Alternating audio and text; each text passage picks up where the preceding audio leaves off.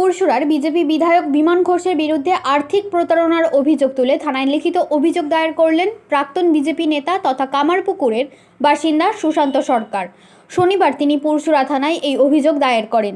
সুশান্ত সরকারের দাবি 2020 সালে তিনি বিমানবাবুকে 3 লক্ষ টাকা ধার হিসেবে দিয়েছিলেন, কিন্তু তিনি সেই টাকা আর ফেরত দেননি। তাই সেই টাকা ফিরে পেতে তিনি থানার দ্বারস্থ হয়েছেন। এমনকি এ ধরনের ব্যক্তিকে পুনরায় প্রার্থী করার ব্যাপারে বিজেপি নেতৃত্বকেও তিনি ভাবার পরামর্শ দেন।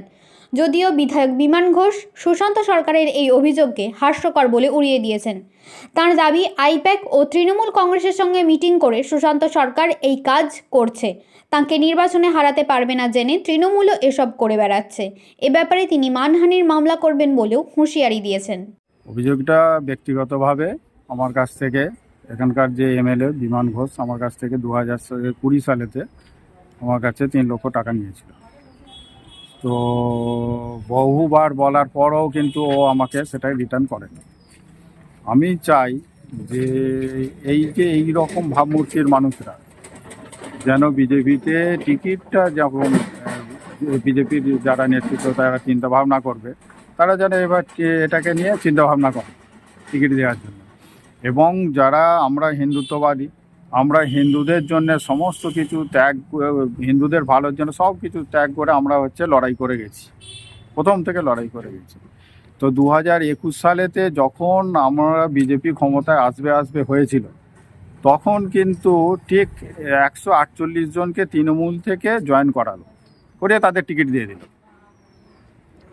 দিয়ে আমাদের আশাটাকে নষ্ট করে দিল। এটা একটা চক্রান্ত ছিল।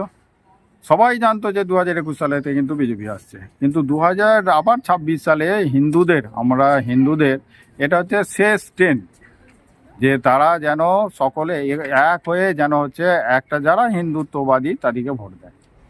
তো তারা সবাই চিন্তা ভাবনা করছে, কিন্তু যে যদি এইভাবে এই রকম মানুষ যদি আবার টিকিট পায়, যারা টাকা এরকমভাবে নিয়ে যদি না দেয়, তাহলে তো সেটা তো একটা কেমন দেখতে লাগছে, এবং সেটা একটা বিরাট প্রতারণা।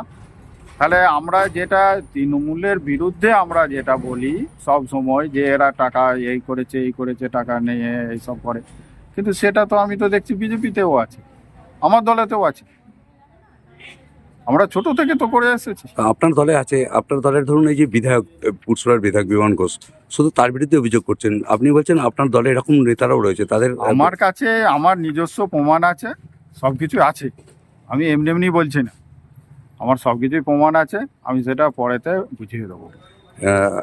আমরা যেটা একটা খবর পাচ্ছি যে আপনি কি তৃণমূলে জয়েন করতে পারেন? তৃণমূলের সঙ্গে আমার কোনো সম্পর্ক নেই, তৃণমূলের সঙ্গে কোনো সম্পর্ক নেই। তৃণমূলের সঙ্গে আমার যেমন সাপ আর নেউলের সম্পর্ক, সেরকম আমরা চিরকাল হিন্দুত্ব নিয়ে বেঁচে এসেছি, আমরা লড়াই করে এসেছি, আমরা হিন্দুত্ব নিয়ে লড়াই করে আজকে এত দূর আমি পৌঁছেছি। তো আজকে কি করে তৃণমূল কাদের সাপোর্ট করে সেটা তো সবাই জানে। 6 বছর পর অভিযোগ করছেন। 6 বছর আমাদের তো সবারই আশা যে বিজেপি আসবে। আমি যদি নাও থাকি, নাও পার্টিতে রইলুম, কিন্তু আমার তো মনে তো আশা, এতদিন পার্টিটাকে করে এসেছি, তো আজকে তো নয়, এতদিনের আশা যে একটা শেষ চান্স দেখে যাব যে বিজেপি আমাদের ক্ষমতায় আসুক। আপনি কি ব্যক্তিগত স্বার্থে টাকাটা দিয়েছিলেন, নাকি আপনার পলিটিক্যালি ভাবে কোনো সুযোগ নেওয়ার জন্য দিয়েছিলেন? আমাকে সুযোগ দেওয়ার মতন ওর তখন ক্ষমতা থাকে না। আপনি খোঁজ নিয়ে দেখবেন আমি কিরকম পার্টি করতুম আর কিরকম পার্টি করেছি, ঠিক আছে? আমি কিরকম ভাবে পার্টি করেছি সেটা খোঁজ নিয়ে দেখুন। আর তাহলে চাইছেন? আমি বিচার চাইছি। আর একটাই, যে এই রকম যদি কেউ প্রার্থী হয় সেটা যেন বিচার করে সবাই। আপনার নাম? সুশান্ত সরকার, বাড়ি কামারপুকুর। আপনি কি কোনো রাজনৈতিক দলে এখন আছেন? না, দলে নেই, বিজেপিতেও নেই? না, আমার তো এটা তো সমর্থন তো ভেতর থেকে যারাই হিন্দুত্ব নিয়ে লড়াই করে। যেহেতু আমি অসীমানন্দের ভাই, তো সকলেই জানে যে আমার দাদা কি করেছে, আমরাও কি করেছি সেটা সবাই জানে। আপনিও খোঁজ নিয়ে দেখবেন যে আমি হিন্দুত্ব নিয়ে লড়াই কিভাবে করেছি। আমাদের এই যে আরামবাগেতে কেউ কোনোদিন রামনবমীর মিছিল বার করতে পারে না, আমি প্রথম 18 সালে বার করেছি। আরামবাগের বুকে প্রথম রামনবমীর মিছিল আমি বার করেছি, কারুর তার আগে ক্ষমতা থাকে না রামনবমী বিধায়ক করতে। বিমান ঘোষ বলছেন যে কালিমা লিপ্ত করার জন্য এই অভিযোগ করছেন। লিপ্ত করার জন্য আমার কাছে সমস্ত প্রমাণ আছে।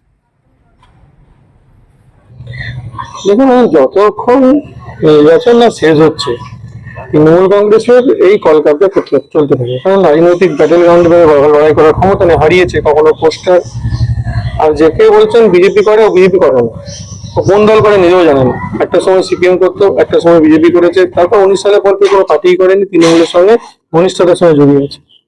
আর সর্বৈব মিথ্যা অভিযোগ,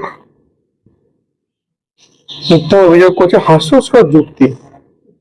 একজন এমএলএ এর এগেনস্টে কমপ্লেন করার আগে তাকে কোনো কোনো কোনো তার কাছে কোনো তথ্য নেই, কোনো কিচ্ছু নেই, এসে বলে দিল লোক হাসি করছে। তৃণমূলে যেমন সার্কাস পার্টি হয়ে গেছে, আর যাদেরকে নিয়ে সর্বোপরি এই ব্যক্তি গত পরশু দিনে আইপ্যাকের সঙ্গে মিটিং করেছে, আজ সকালবেলা তৃণমূল কংগ্রেসের নেতাদের সাথে মিটিং করেছে, করে পুরসুরে থানায় গেছে নাটক করতে।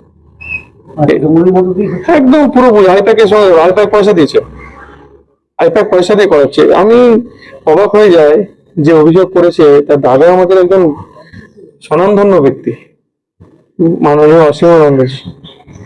অবাক হয়ে যায় যে তার পরিবারের একজন এরকম এত কলঙ্কিত লোক হতে পারে। হ্যাঁ,